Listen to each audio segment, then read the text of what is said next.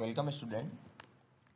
My name is Rahul Singh Maurya, Assistant Professor in Mechanical Engineering Department in MLB Textile and Engineering College.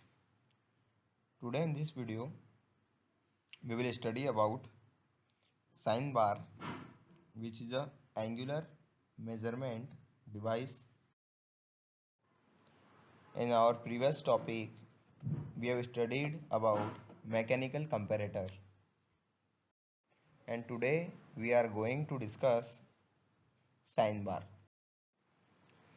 So sine bar basically a angular measurement device which are used to measure the angle of the given specimen accurately. It usually measures the angle of the specimen as well as locates the workpiece, or sometimes we call specimen, properly to measure the angle of it. As we know that bevel protractor measures the angle of given specimen directly, whereas sine bar measures indirectly by the usage of slip gauge. Here in image we can see this is the sine bar and it measuring the taper angle of the workpiece. This is the workpiece and it measures the tapered angle. So with the help of slip gauge, the object is in green color is slip gauge. So with the help of slip gauge, sine bar is calculating the tapered angle of the workpiece. All the system is placed on the, here is the construction of the sine bar.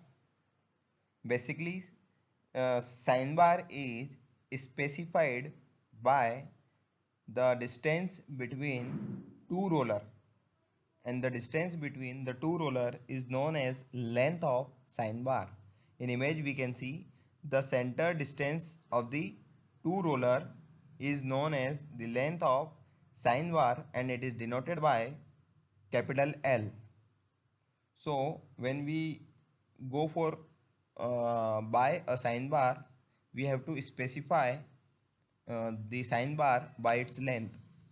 So the length of sine bar is used for specifying a sine bar, that is a 200 mm sine bar is nothing but the distance between the center of the two rollers equals to 200 mm. The top and bottom surface of the sine bar must be parallel to the line joining the center of the roller. This is the upper surface of the sine bar and the upper surface must be parallel to the line joining the centers. Here for example this line is joining the center, so the upper surface must be parallel to this line. Holes are provided in the sine bar for reducing the weight of the sine bar so that handling of the sine bar will become easier. We know that for producing a hole we need to remove some material from the sine bar. So the most important reason to provide the hole in the sine bar is to reduce the weight of the sine bar, also to make it cheaper or less costly. We provided hole in the sine bar. Only sine bar can't be used for measurement of angles of a component, but the sine bar is always used in association with the slip gauge or height gauge for measurement of the angle. In previous slide we saw that with the help of slip gauge, sine bar is used to measure the angle. So this all about. Now how to calculate the formula for sine bar.